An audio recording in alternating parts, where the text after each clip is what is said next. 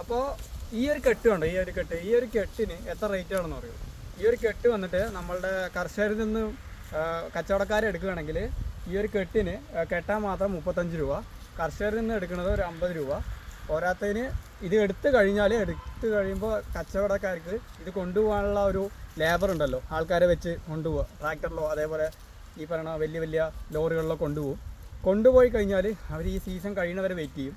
പിന്നെ ഇത് മെയിനായിട്ട് ഈ ഒരു വക്കലുണ്ടല്ലോ, വക്കൽ നമ്മൾ സ്റ്റോർ ചെയ്തായിട്ട് നല്ലൊരു സ്ഥലം ഉണ്ടെങ്കിൽ നമുക്ക് പൈസ ഉണ്ടാക്കാൻ സാധിക്കും.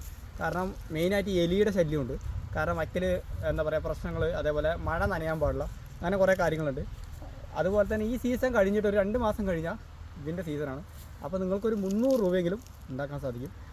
അപ്പോൾ നിങ്ങൾ ആലോചിക്ക്, ടോട്ടൽ 50 രൂപയ്ക്ക് കർഷകരിൽ നിന്നും മേടിക്കുന്നു, കെട്ടാനായിട്ട് 35 രൂപ, ടോട്ടൽ 85 രൂപ നമ്മൾ ചിലവാക്കിയുള്ളൂ.